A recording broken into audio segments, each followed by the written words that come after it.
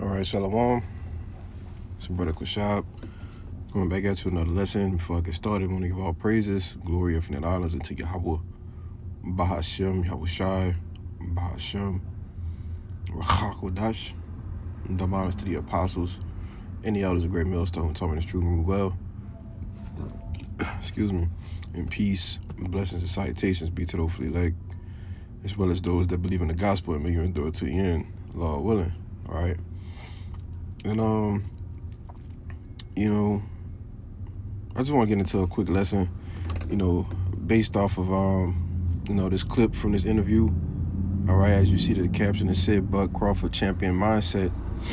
All right, and why he left boxing and reveals his truth. All right, which it's a good interview.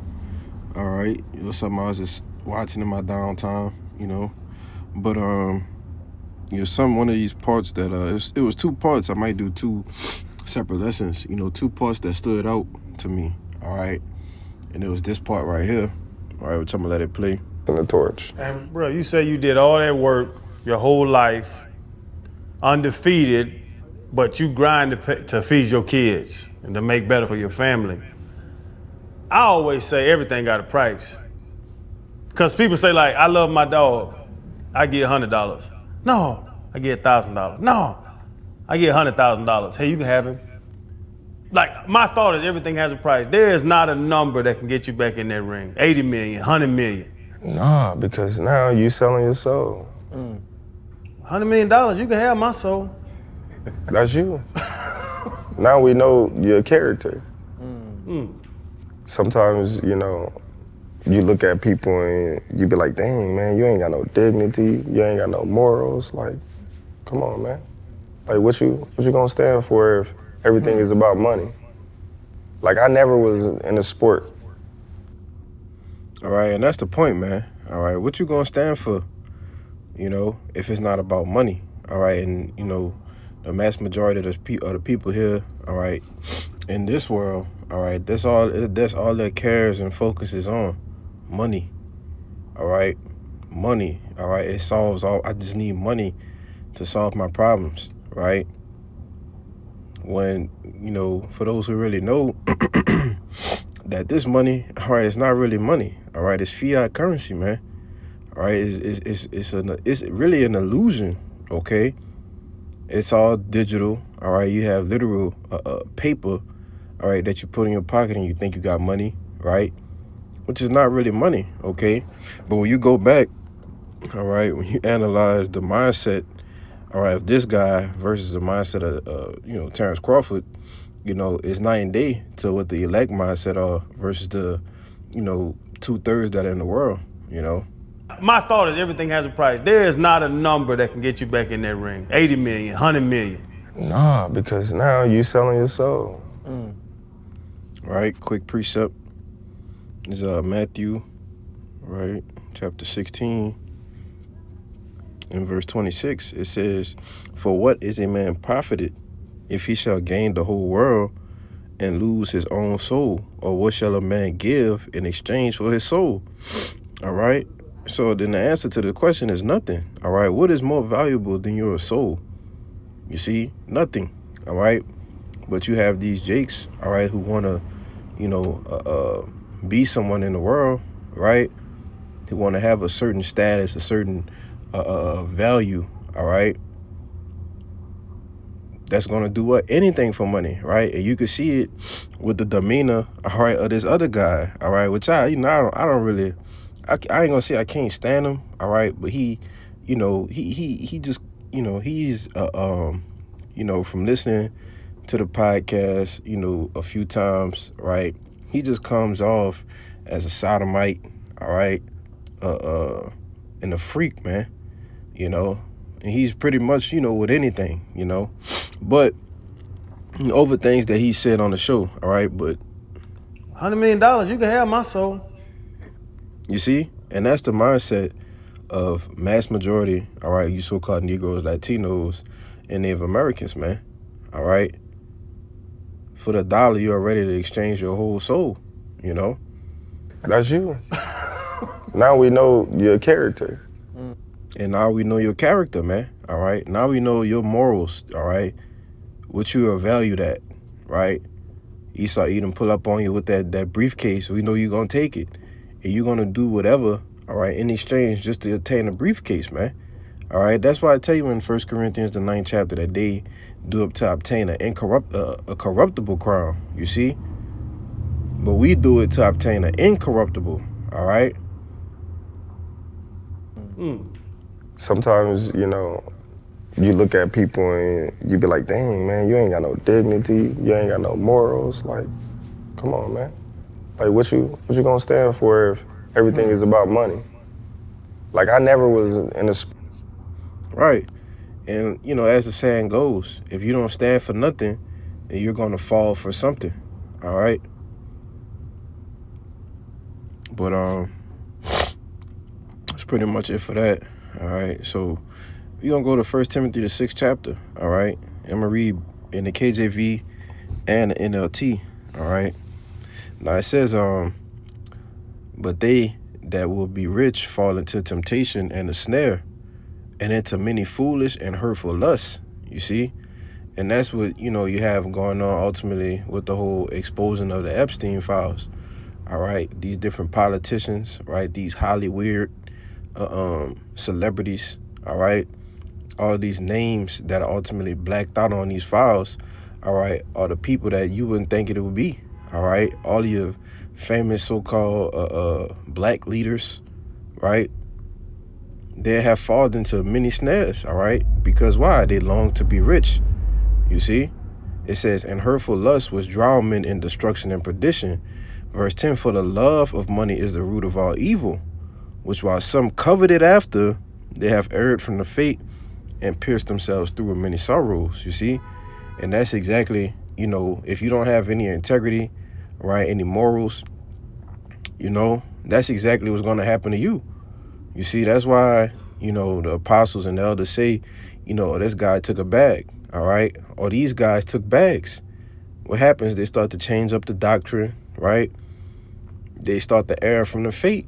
And by doing so, they're piercing themselves through with many sorrows, man. All because of the love of money, you see? It didn't say money in general. It said the love of it, all right? To covet after it, you see? Now, when you read in the NLT, verse 9, it says, but people who long to be rich fall into temptation and are trapped by many foolish and harmful desires that plunge them into ruin and destruction. For the love of money is the root of all kinds of evil, and some people, craving money, have wandered from the true faith and pierced themselves with many sorrows, all right?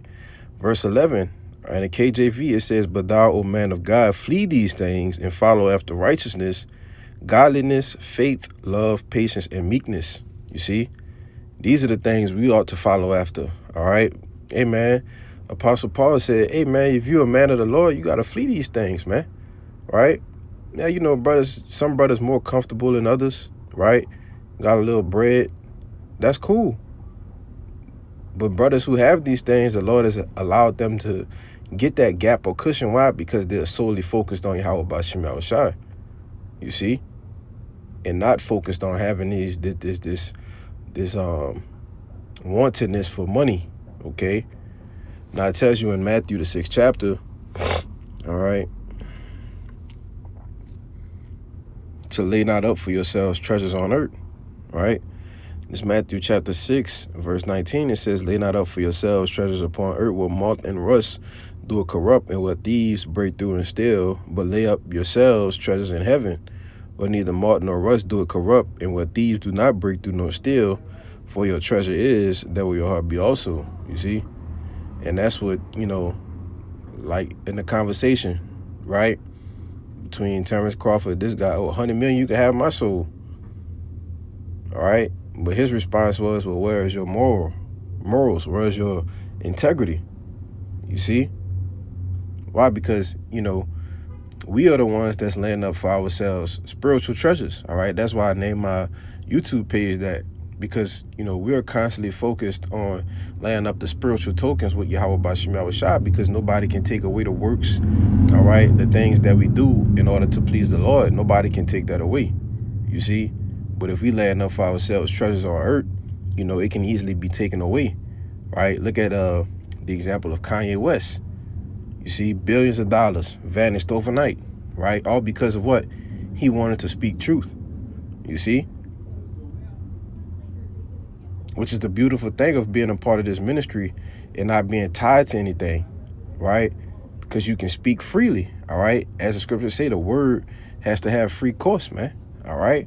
But if you take a bag, all right, there's stipulations behind what you can and cannot teach, man. You see? When you look at it, you go into the, the apostles, have went into it multiple times. When you get a 501c3, the stipulations and things that you cannot speak on, right? But, that's neither here nor there, all right? So I'm going to get the book of Luke, chapter 6, in verse 24. It says, woe unto you that are rich, for ye have received your compensation. All right, in the NLT it says, what sorrow awaits you who are rich, for you have your only happiness now. All right, and yeah, you're going to be happy now. All right, but in a few months, a few weeks from now, you're going to be crying. All right, you're going to be in the spirit of being totally desolated, man. Right? When you watch all the things that you work so hard for, the things that you sold your soul for, right, ultimately vanish, right? Because this world is only temporary, all right? But the world to come is going to be eternal, you see? Which that ultimately plays a part, all right? And us invest in what? In the kingdom of heaven now, all right? But it tells you that in 2 Corinthians, I believe the 4th chapter. While we look at the things that are not seen, all right? This is 2 Corinthians chapter 4, verse 17.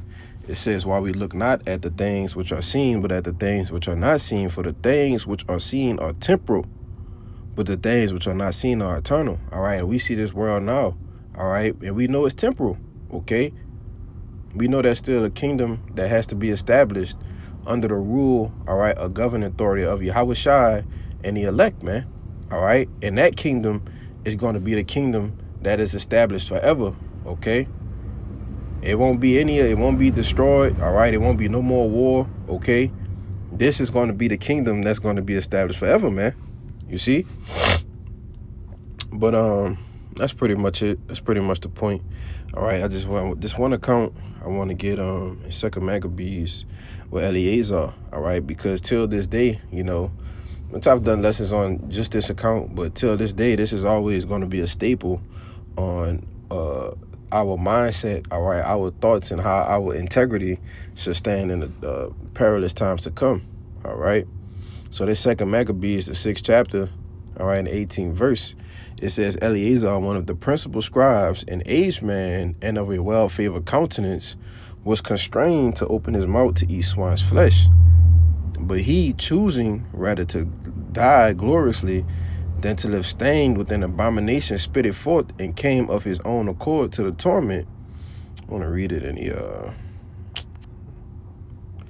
GNT.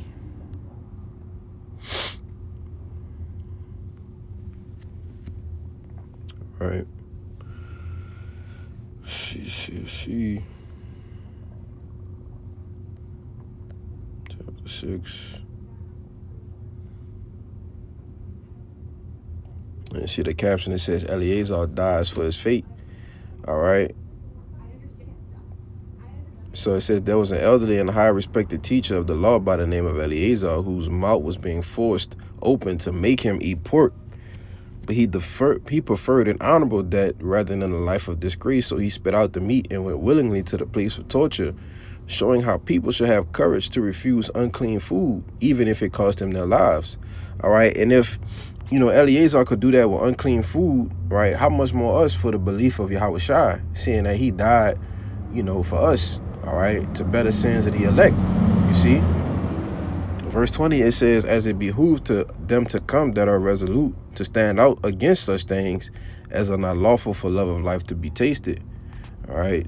Verse 21, it says, those in charge of the sacrifice had been friends of Eleazar for a long time, and because of this friendship, they told him privately to bring out meat that was lawful for him to eat.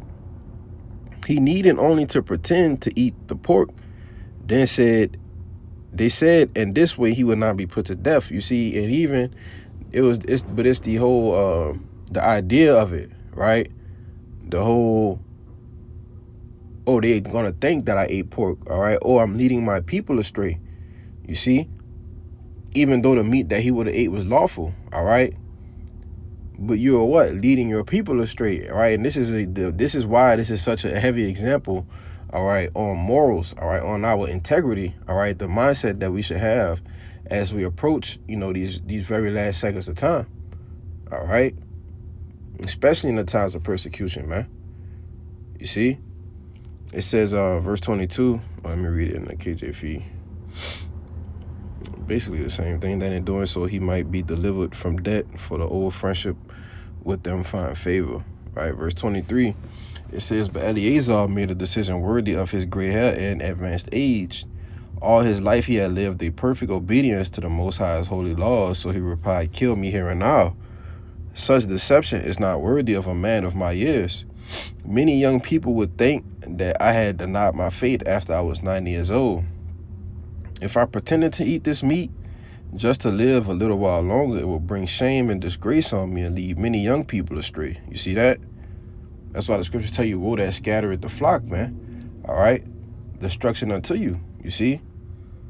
It says, verse 26, for the present I might be able to escape what you could do to me. But whether I live or die, I cannot escape the almighty power. If I die bravely now, it will show that I deserve my long life.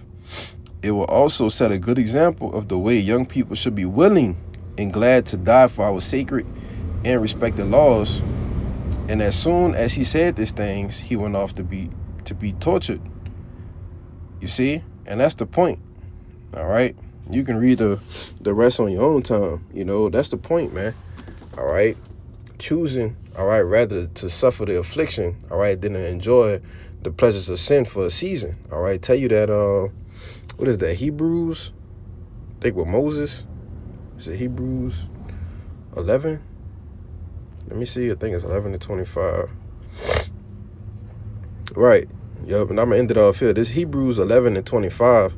It says, choosing rather to suffer affliction with the people of the Most High than to enjoy the pleasures of sin for a season, esteeming the reproach of Christ greater riches than the treasures in Egypt, for he had respect unto the recompense of the reward. All right. And that's the same mindset that we have to have. All right. It's choosing rather to suffer the afflictions, man, rather than to enjoy the pleasures of sin for a season. All right. As another saying goes in the world, we just stand down until we come up, man. All right. And when Yahweh Shai crack them clouds, that's going to be the moment we come up. You know, Lord willing, we be a part of that righteous number. You see? But I just wanted to get into a quick lesson off of this. You know, something I was listening to. All right. And like we always do, man, take things, all right, from the world and put a spiritual spin on it. You know, and Lord will, this lesson was edifying. All right. So with that, I'm going to give all praises, glory, infinite honors unto Yahweh, Bahashem Yahweh Shai, Bahashem Chakwadash, Shalom, Rabarakiam, Labachariam. Shalom.